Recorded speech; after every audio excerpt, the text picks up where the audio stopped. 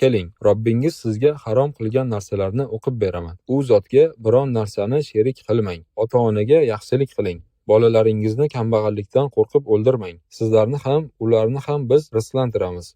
Buzuq ishlarni oshkorasiga ham, maxfiysiga ham yaqinlashmang. Alloh o'ldirishni harom qilgan jonlarni o'ldirmang. Haqli tarzda bo'lsa mayli. Sizlarni shu ishlarga buyurdikki, shoyat aql yuritsangiz deb ayting. Yetimning moliga to voyaga yetuniga qadar yaqinlashmang. Yaxshi yo'l bilan bo'lsa zarari yo'q. O'lchov va tarozini adolat bilan to'la torting. Biz hech bir jonga toqatidan tashqari narsani yuklamaymiz. Gapirganingizda garchi qarindoshingiz bo'lsa ham adolat qiling. Allohga bergan ahdingizga vafo qiling. Sizlarni shunga buyurdikki, shoyat eslatma nasihat olsangiz. Albatta mana shu mening to'g'ri yo'limdir. Bas unga ergashing va boshqa yo'llarga ergashmang. Yana ular sizlarni Allohning yo'lidan ajratib qo'ymasin. Sizlarni shunga buyurdikki, shoyat taqvo qilsangiz. Ayting, Parvardigorim faqatgina oshkora va yashirin buzuqliklarni, gunoh ishlarni, nohaq zulm qilishni va Allohga hech qanday hujjat tushirmagan narsalarni sherik qilib olishingizni hamda Alloh sha'niga bilmaydigan narsalarni gapirishingizni harom qilgan xolos. Ribo yegan kimsalar faqat jin chalgan majnun kabi turadilar. Bunga sabab ularning savdo ham riboga o'xshash-da deganlari. Holbuki Alloh savdoni halol, riboni harom qilgan. Bas kimga Robbisidan nasihat yetgach to'xtasa, o'tgani o'ziga va uning ishi Allohga havola. Kim riboga qaytsa, o'shalar jahannam egalaridir. Unda abadiy qolurlar. Sizlarga uylanish uchun onalaringiz, qizlaringiz, opa-singillaringiz, ammalaringiz, xolalaringiz, aka-ukalaringizning qizlari, opa-singillaringizning qizlari, emizgan onalaringiz, emikdosh opa-singillaringiz, qaynonalaringiz, yaqinlik qilgan xotinlaringizning qaramog'ingizdagi qizlari harom qilindi. U xotinlarga yaqinlik qilmagan bo'lsangiz hech qisi yo'q. Yana o'z pushti kamaringizdan bo'lgan o'g'illaringizning xotinlari va opa-singilni qo'shib olishingiz ham harom qilindi. Oldin o'tgan bo'lsa mayli, albatta Alloh mag'firatli va mehribon zotdir.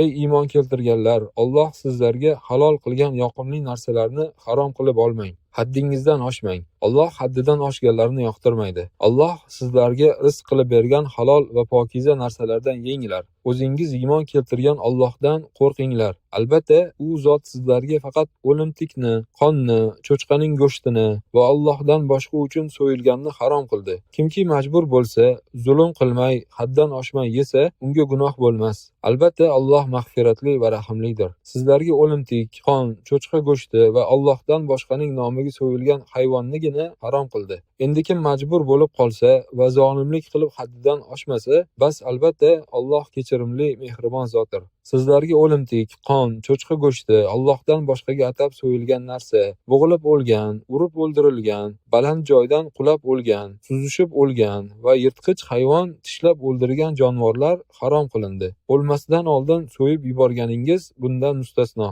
Yana but sanamlarga atab so'yilgan hayvonlar va fol cho'plardan qismatingizni so'rashingiz ham harom qilindi. Zotan bu ishlaringiz itoatsizlikdir. Bu halol va bu harom deb tillaringizga kelganini gapiravermanglar va Alloh sha'niga yolg'on to'qimanglar. Alloh sha'niga yolg'on to'qiganlar najot topmaydilar. Sizlarga nima bo'ldiki, Allohning ismi aytilgan narsalarni yemaysizlar. U sizlarga harom qilgan narsalarni batafsil bayon qilib bergan-ku. Majbur bo'lib qolgan holatingiz bundan mustasno. Albatta, ko'pchilik bilmasdan hoyu havaslariga ergashib adasharlar. Albatta, Robbingiz tajovuzkorlarni yaxshi bilguvchidir.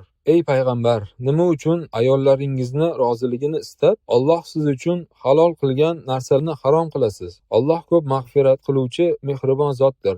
Ayting, menga vahiy qilingan narsada taomlanuvchilar uchun o'laksa yoki to'kilgan qon yoki cho'chqa go'shti, chunki u najasdir, yoki fosiqlik bilan Allohdan o'zga uchun atab so'yilganlardan boshqa harom qilingan narsani topmayapman. Bas kim zulm qilmasdan, haddidan oshmasdan majbur bo'lib qolsa, Parvardigoringiz mag'firatli, mehribondir. Ayting, Alloh bandalari uchun chiqargan zinat va pokiza rizqlarni kim harom qildi?